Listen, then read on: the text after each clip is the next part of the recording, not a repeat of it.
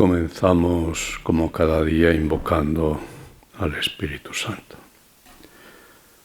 Ven, Espíritu Divino, manda tu luz desde el cielo. Padre amoroso del pobre, don en tus dones espléndido. Luz que penetra las almas, fuente del mayor consuelo. Ven, dulce huésped del alma, descanso de nuestro esfuerzo, tregua en el duro trabajo, brisa en las horas de fuego, gozo que enjuga las lágrimas y reconforta en los duelos. Entra hasta el fondo del alma, divina luz, y enriquécenos. Mira el vacío del hombre si tú le faltas por dentro. Mira el poder del pecado cuando no envías tu aliento. Riega la tierra en sequía, sana el corazón enfermo, lava las manchas, infunde calor de vida en el hielo. Doma el espíritu indómito, guía al que tuerce el sendero. Reparte tus 7 dones según la fe de tus siervos. Por tu bondad y tu gracia, dale al esfuerzo su mérito. Salva al que busca salvarse y danos tu gozo eterno. Amén.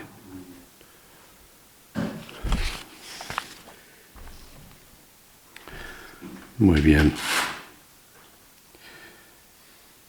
Los ejercicios los he dividido, podríamos decir, en 4 bloques. Primero, lo que tenemos que considerar fundamental, que es el amor a Dios, amor al prójimo. Segundo, las fuentes de Dios, para que ese Dios que es amor entre en nosotros, la oración, la Eucaristía. Un tercer bloque vamos a dedicarlo a la reflexión en este día, que es, entrar dentro, ¿no? Y revisar un poco a fondo nuestra vida sacerdotal. Y mañana, ya como conclusión,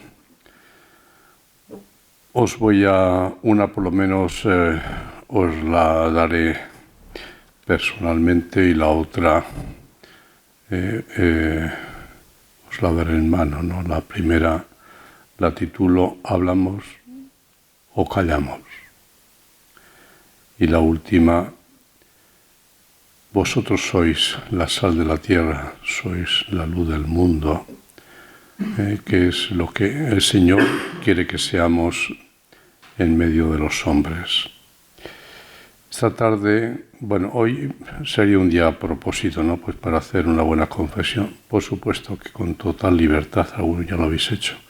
Pero esta tarde vamos a dedicar un poco más tiempo libre, después de la meditación, y tendremos solamente 1 hora de adoración de 7 a 8. Y antes, pues aprovechamos pues para dejar en la misericordia de Dios, repito, que el que lo desee, nuestras limitaciones y pecados. Bien. Esta meditación ya os adelanto que es un poco fuerte, pero no tengáis miedo. Yo espero que a todos, a pie el primero, nos haga bien.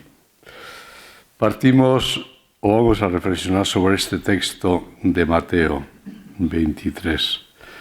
Entonces Jesús habló a la gente y a sus discípulos diciendo: en la cátedra de Moisés se han sentado los letrados y los fariseos. Haced y cumplid lo que os digan, pero ojo, no hagáis lo que ellos hacen, porque ellos no hacen lo que dicen. Ellos lían fardos pesados e insoportables y se los cargan a la gente en los hombros, pero no están dispuestos a mover un dedo para empujar. Todo lo que hacen es para que los vea la gente. Alargan las filacterias y ensanchan las franjas del manto. Les gustan los primeros puestos en los banquetes y los asientos de honor en las sinagogas. Que les hagan reverencias por la calle y que la gente los llame maestros.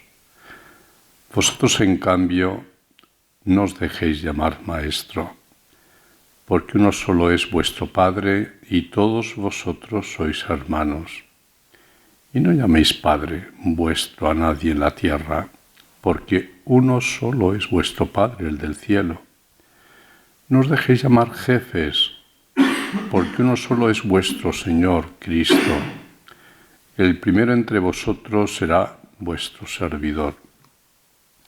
El que se enaltece será humillado y el que se humilla será enaltecido. Es un texto que muchas veces hemos leído, pero no sé hasta qué punto lo hemos profundizado.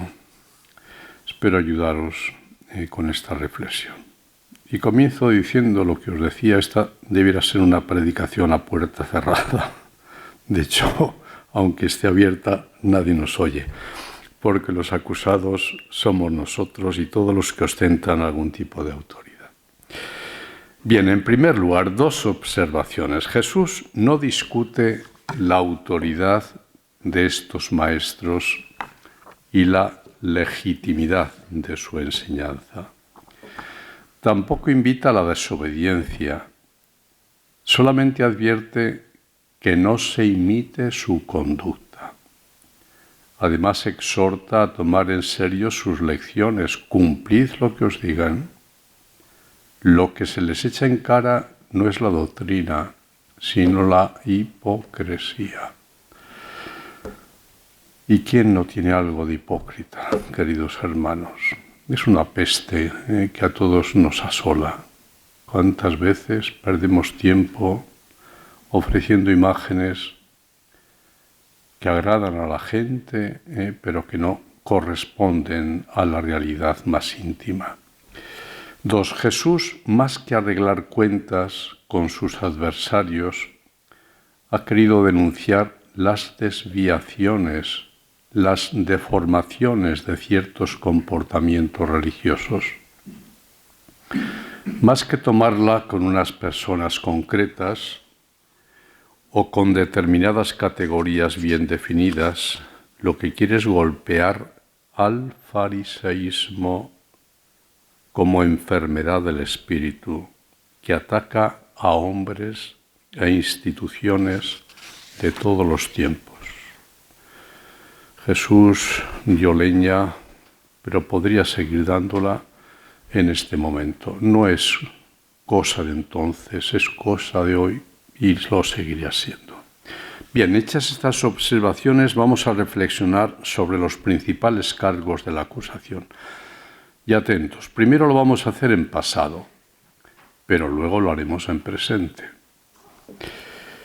Veamos, echemos una mirada atrás. No hacen lo que dicen, o sea, son maestros irreprochables e irreprensibles en cuanto a ortodoxia, pero modelos impresentables.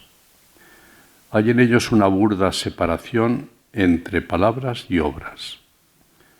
Los discursos van en una dirección que es la correcta y los hechos en la dirección contraria.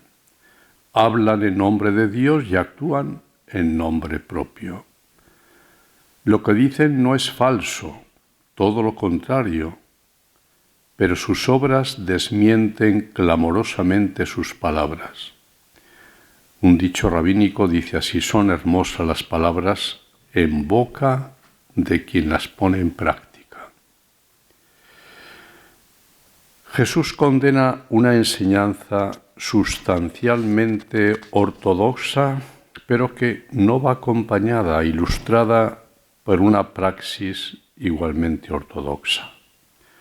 La doctrina puede ser verdadera, pero el maestro que la enuncia correctamente puede ser falso. No hacen lo que dicen. Lían fardos pesados e insoportables y se los cargan a la gente en los hombros, pero ellos no están dispuestos a mover un dedo para empujar. Nos podemos imaginar la escena de un amo que prepara un fardo destinado a caer sobre las espaldas ya magulladas del esclavo. Liar aquí significa declarar obligatorio. Para los otros, claro está. Qué diferencia abismal respecto a la declaración solemne del Maestro. Venid a mí, todos los que estáis cansados y agobiados, y yo os aliviaré. Cargad con mi yugo y aprended de mí, que soy manso y humilde de corazón, y hallaréis descanso para vuestras vidas, porque mi yugo es suave y mi carga ligera. ¿Cuántas veces podemos exigir a los demás cosas que no somos capaces de exigirnos a nosotros mismos? Todo lo que hacen es para que los vea la gente. Alargan las filacterias y ensanchan las franjas del manto. Les gustan los primeros puestos en los banquetes y los asientos de honor en las sinagogas. Que les hagan reverencias por la calle y que la gente los llame maestros. La acusación inicial, todo lo que hacen es para que los vea la gente, se especifica con distintos ejemplos que pueden definirse así: gestos espectaculares de piedad. Las expresiones son distintas, pero bien claras: vanidad, ostentación, carrerismo, manía de grandeza, evidente simpatía por los títulos honoríficos. Las filacterias eran una especie de estuches cuadrados, normalmente de piel, que contenían tiras de pergamino en las que estaban escritos 4 textos bíblicos importantes, que ahí los tenéis y que no me voy a detener a leerlos. Al cumplir los 13 años, el israelita varón lleva por la mañana, a la hora de la oración, una cajita sobre la cabeza y otra en el brazo izquierdo. Pero había beatos que llevaban las filacterias durante todo el día y las hacían grandes para ser vistos. Las franjas son los 4 flecos colocados en los bordes del manto y unidos por un cordón morado. La palabra rabí, con que saludaban a los personajes más importantes, se puede traducir por maestro mío, mi señor, prácticamente nuestro monseñor. La religión se convierte así en un hábito bastante vistoso que cubre intereses personales más bien bajos. La práctica religiosa se usa con fines egoístas. Sobre todo se instrumentaliza a Dios con el fin de construirse el propio monumento. Se dice y se repite casi para convencerse de ello, para la gloria de Dios, pero lo que de verdad interesa es la propia gloria, el propio nombre, el propio prestigio, la propia imagen. Bajo la cobertura de un culto pomposo, de un ritualismo exterior, se esconde el interés privado. Como se ve, se trata de un cuadro muy severo e inquietante. Ni siquiera se puede encontrar una escapatoria fácil diciendo que eso pertenece al pasado. Los ejemplos que vamos a ofrecer a continuación servirán para desenmascarar este equívoco peligroso en el que también podemos caer los presentes. Pues bien, vamos a interpretar ahora qué es lo que más nos interesa, el texto en presente. Cada uno ha de tomar como dichas a él esas palabras tajantes. Ninguna de ellas puede echársela en cara al vecino. El destino único es nuestro rostro. Cada uno de nosotros debe sentirse acusado por semejantes expresiones vapuleantes. Sirven para localizar al fariseo que está agazapado en lo secreto de nuestras vísceras. Jesús dijo: vosotros en cambio, estamos llamados a hacer exactamente lo contrario de lo que ha sido condenado antes. Ante todo se nos pide un poco de coherencia y un mínimo de pudor. Se trata de evitar el rigorismo inhumano. Desde la cátedra, desde el confesionario, podemos echar sobre las espaldas de los que se acercan a nosotros pesos que ni mínimamente tocamos con el dedo. También se nos pide modestia y discreción. Debemos convencernos, atentos a lo que os digo, de que el hábito no llega a cubrir el vacío. Que una faja roja, ninguno de los presentes, por supuesto, la llevamos, pero quién sabe, que una faja roja en varias tonalidades no llega a sostener a una persona cuando la persona no existe. Y que un capelo, por muy deseado que sea, no logra reemplazar la cabeza que está debajo. No digo vacía, sino llena de sí, que es peor. Es lo que tenemos que afrontar con toda la humildad y sencillez. Que cuántas veces tapamos, ¿no?, un vacío existencial con perifolios que llaman la atención a los demás, pero hay que tener la conciencia de que debemos ser reconocidos por los valores que llevamos dentro, no por lo que echamos encima. Que según el lenguaje de los monjes antiguos, un portador de hábitos no es necesariamente un portador de Dios, y que si no es portador de Dios, se convierte uno simplemente en una percha. Finalmente es necesario el desinterés, el olvido de sí, reprobación inexorable de todas las pequeñas o grandes vanidades que afloran bajo la costra de nuestras obras. Al cuadro negativo de una religiosidad vacía, arrogante, pomposa, formalista, caracterizada por la exterioridad y por un legalismo duro con los demás y condescendiente consigo mismo, Cristo contrapone el cuadro de una comunidad evangélica en la que surgen las verdaderas radicales exigencias de su mensaje. Es necesario formar una comunidad donde los miembros se reconocen hermanos.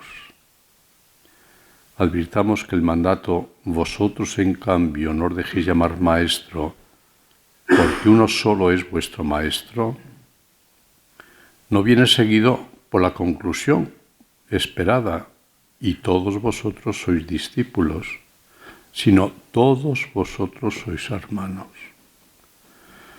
Necesitamos formar una comunidad donde no haya engreídos y graves poseedores de la verdad, sino humildes y apasionados buscadores, humildes y apasionados buscadores.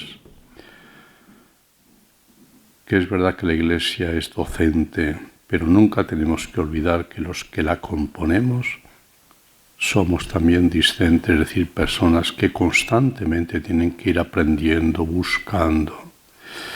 Una comunidad donde haya abundancia de ministros de la paciencia de Cristo, donde los responsables reivindican con fuerza y convicción el colosal privilegio de servir, donde la grandeza está medida por la pequeñez, donde la carrera está determinada por los impulsos de la caridad, donde quien ejerce la autoridad no oscurece y no tiene pretensión de sustituir la presencia del único jefe indiscutible, sino que la hace visible, casi sensible, con su transparencia y su capacidad de desaparecer.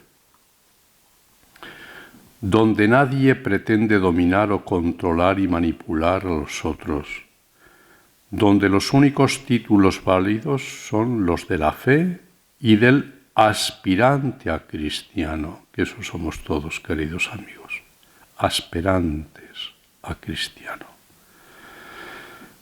Quede bien claro que quien nos está hablando no ha logrado todavía salir del primer cuadro. Lo admito tranquilamente. También yo soy un fariseo. Y si queréis ser generosos en lo que a mí respecta, consideradme como un fariseo arrepentido, con verdadera nostalgia de lo que todavía no soy.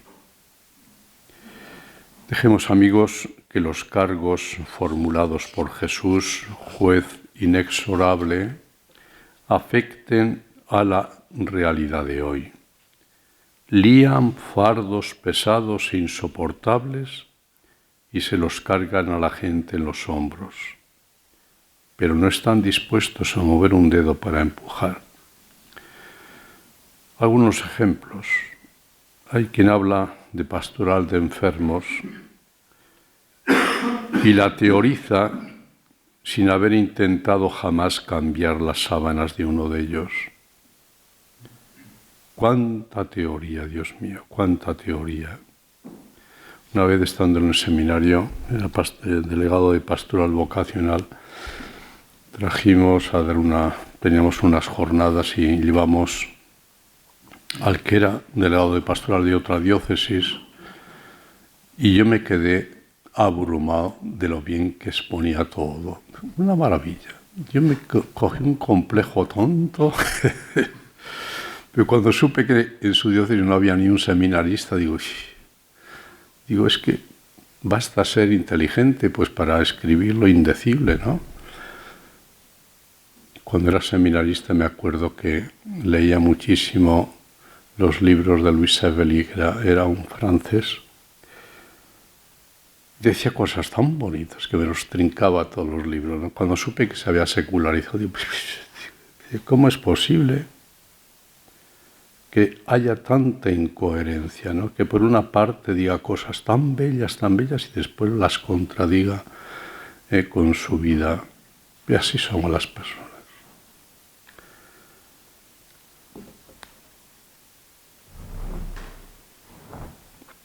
Quede bien claro, que ya lo he dicho, hay quien discute los problemas de la tercera edad y jamás ha dedicado media hora de su tiempo a escuchar a un viejo, que lo sigue siendo, aunque le hayan promovido a la noble categoría de la tercera edad.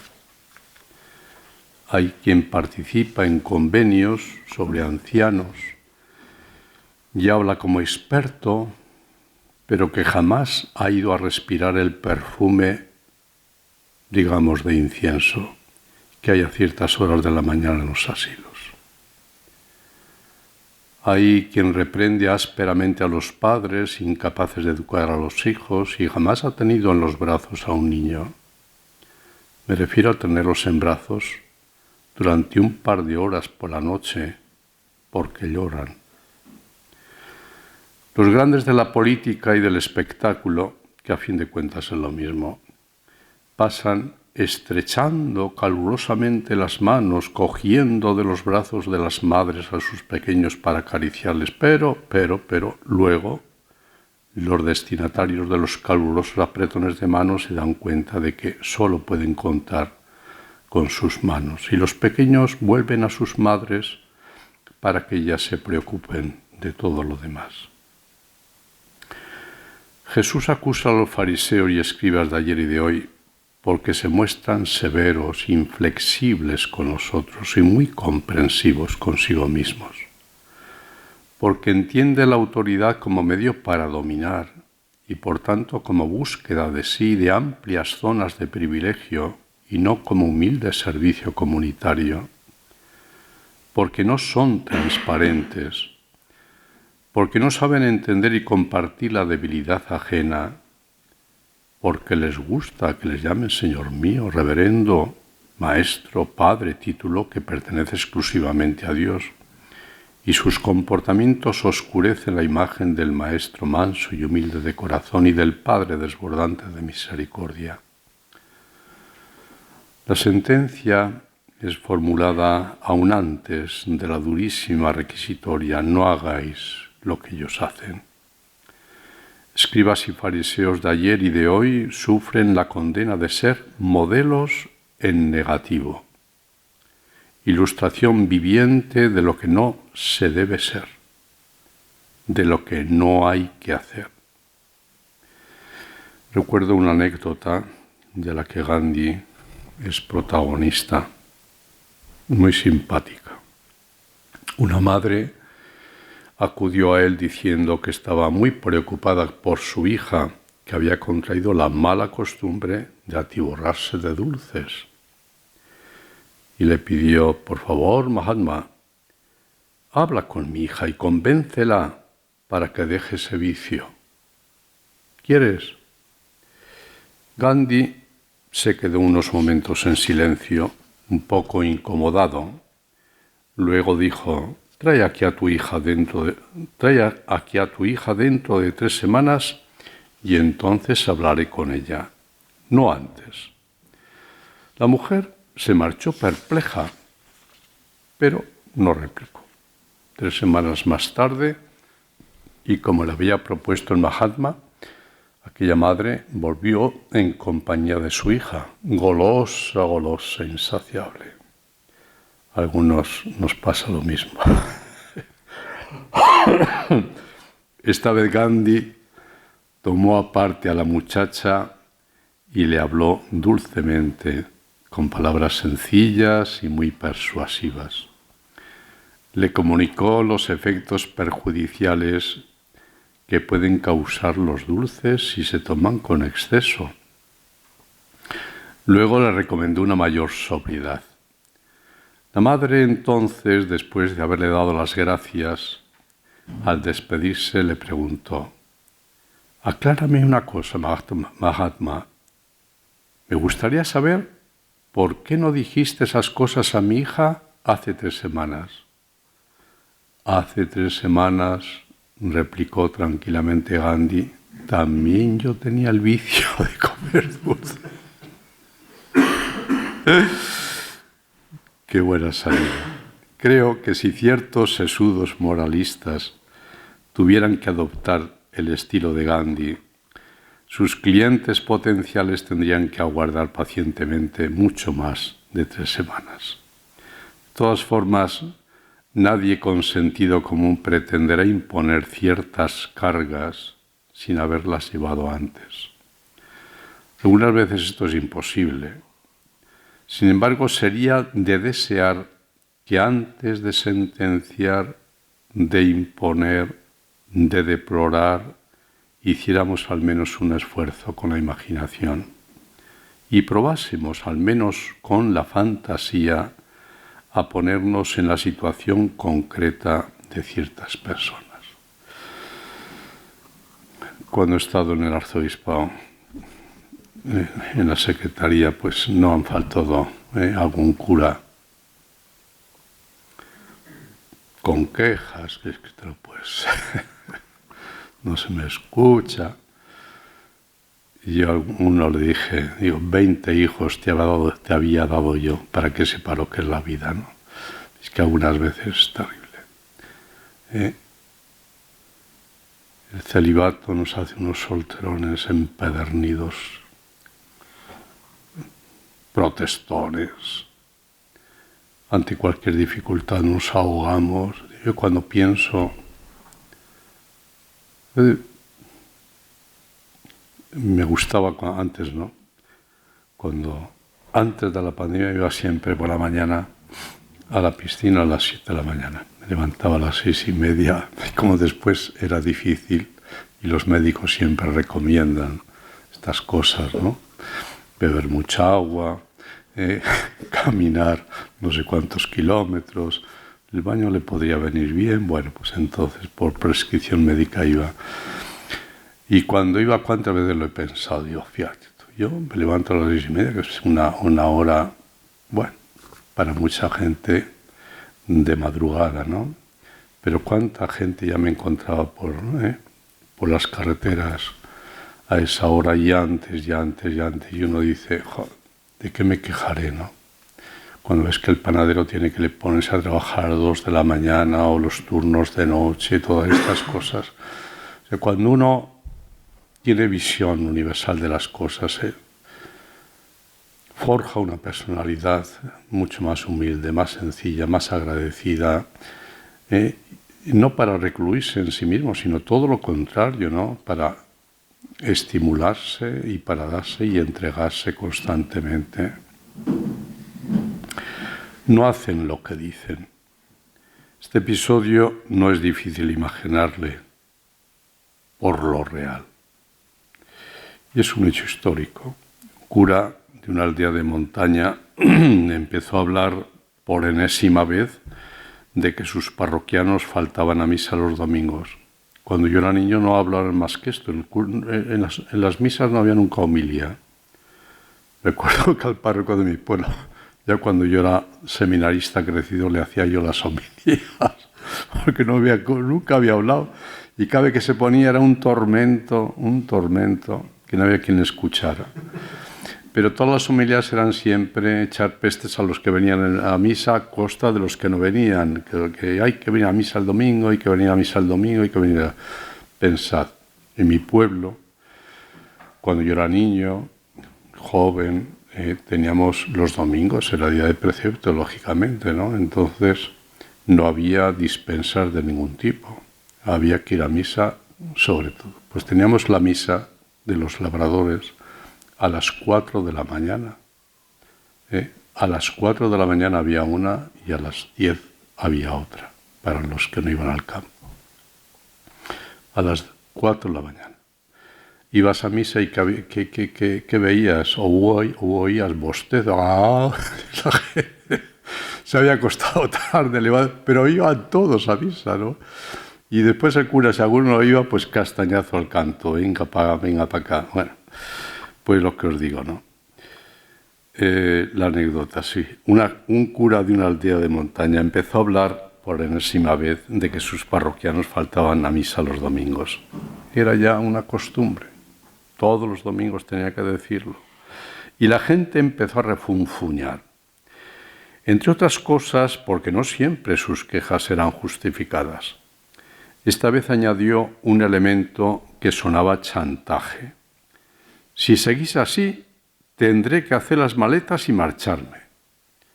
Entonces ella, una atrevida viejecilla, no pudo contenerse. Se levantó en plena misa y con el tono más suave que pudo replicó: mire usted, padre, si desea marcharse, nadie le retendrá, aunque lo sentiremos. Deje de lamentarse. Siempre nos habla de paciencia. A las mujeres nos dice que soportemos a los maridos cuando son intratables, cuando vuelven a casa borrachos y dicen ciertas palabrotas. Entonces procure también usted tener paciencia con nosotros, aunque no seamos como deberíamos. Sea usted el primero en darnos ejemplo. Toma castaña. Os aseguro que esta anécdota es absolutamente auténtica. Un autor italiano dice que los difuntos se ven condenados a practicar en la otra vida las virtudes que se les atribuyen con cierta generosidad en las lápidas que ponen en sus sepulcros. Si se adoptara este mismo procedimiento para las lecciones que se imparten en ciertas cátedras y púlpitos, creo que muchos de nosotros tendríamos bastante tiempo de purgatorio. Pasamos a otro tema. Atentos, queridos amigos. Alargan las filacterias y ensanchan las franjas del manto. ¿Quién lo diría? Parece ser que han vuelto a ponerse de moda las filacterias, en versión lógicamente actualizada y refinada. De pronto hemos visto organizar desfiles de moda en clave eclesiástico-litúrgica, con casullas y ornamentos sagrados de marca. Muchos se han quedado perplejos. Algunos, invitados de honor, han caído. Tampoco han faltado otros que no han dejado de expresar su indignación por lo que consideraban un escándalo y una concesión a la lógica consumista que habría contagiado incluso las sacristías. Más allá de todas las interpretaciones que puedan darse de este episodio está el hecho de que, atentos, de que a Dios le importa poco que los trajes, incluso sagrados, sean de marca. Lo que de veras le importa es la persona que está debajo de aquellos ornamentos. Es importante que la persona tenga marca y que ésta tenga garantías a nivel evangélico. Dios no nos viste a sus ministros a la moda de los estilistas famosos. Lo que hace es despojarnos. Su palabra implacable nos arrastra los hábitos y las caretas y desnuda toda la persona. Y no hablo de memoria, No hace mucho se ordenó un joven de presbítero con una casulla y uno dice, Dios mío, pero qué mentalidad tiene. Bordada a mano, no sé cuánto dinero tuvo que costar. Pero queridos hermanos, es que esto se da hoy y mucho, sobre todo entre la gente joven.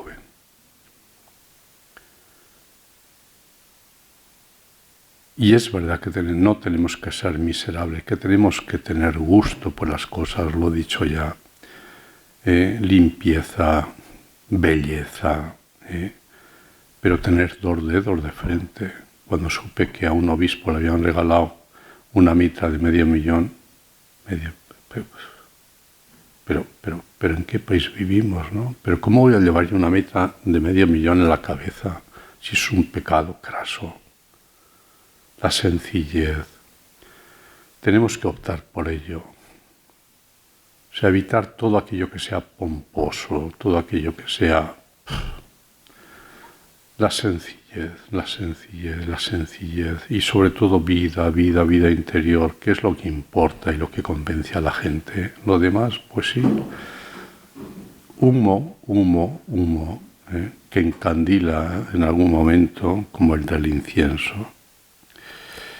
Pero mirad que lo que sigue es de gramática y curva. Será oportuno recordar lo que San Bernardo escribía al Papa Eugenio III allá en el siglo XII, un cisterciense que había sido discípulo suyo a propósito de la púrpura con encajes de los ornamentos pontificios. Lo he puesto bien en negrilla.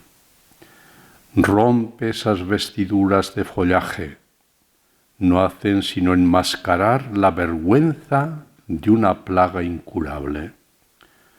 Destruye las ilusiones de los honores de un día, apaga el falso esplendor de esa gloria. Una vez hecho esto, podrás considerar tu nulidad. Efectivamente, tú has salido desnudo del vientre de tu madre. ¿Acaso has nacido con la tiara puesta? ¿Aquel día acaso apareciste esplendoroso de joyas, todo encajes y puntillas, coronado de plumas y cubierto de oro? La inconsciencia de estas cosas me hace pensar en la niebla de la mañana, que apenas formada el viento se la lleva y se disuelve. Es fuerte. Pero es de San Bernardo, ¿sabéis? Y los santos han sido las personas más libres, porque la verdad nos hace libres. Finalmente, es oportuno recordar algunas advertencias de Pablo. Si vivimos gracias al Espíritu, procedamos también según el Espíritu.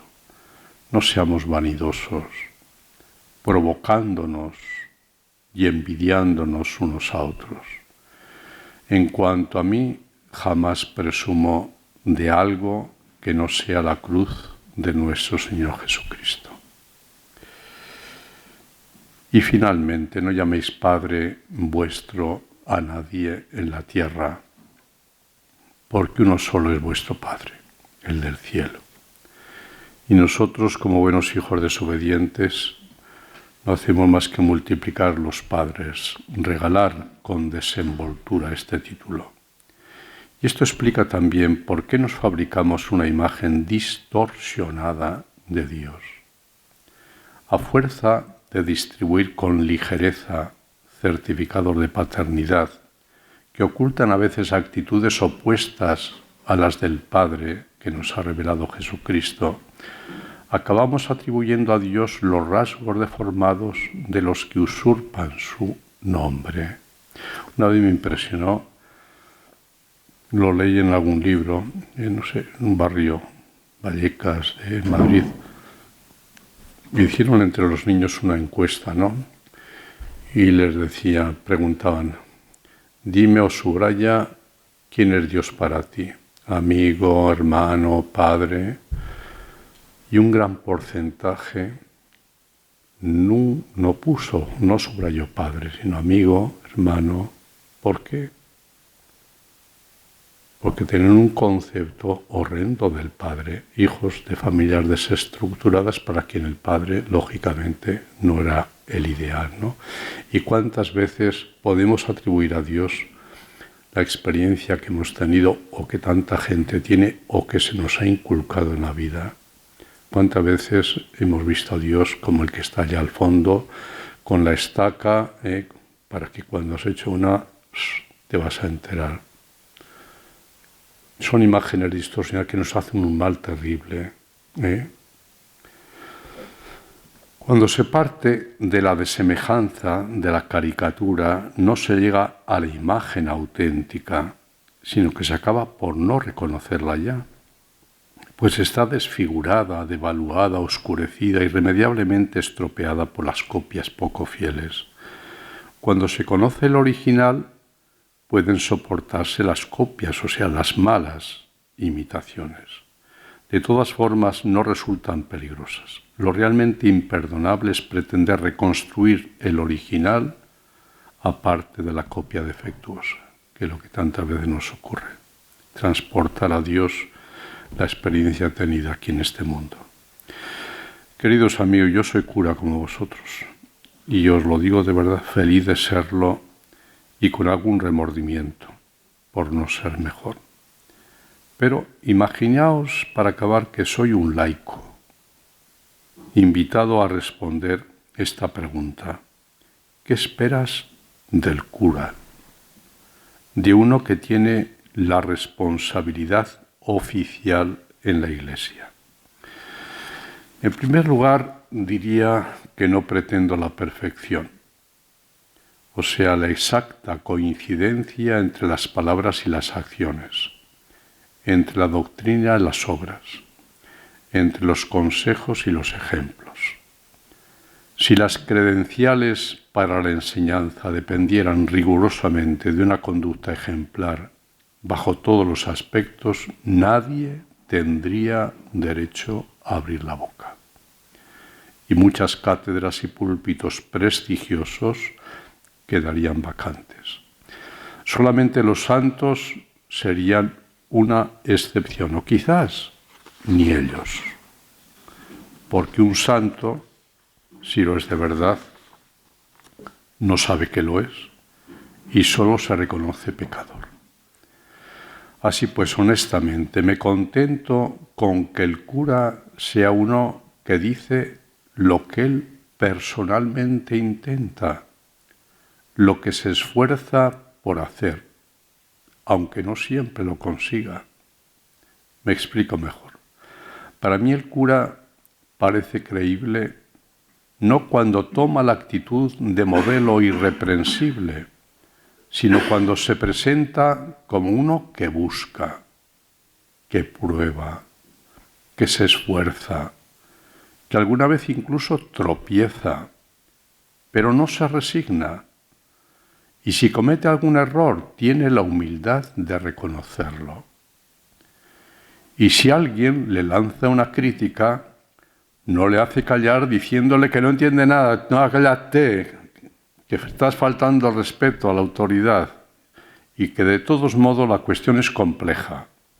son a veces salidas que tenemos.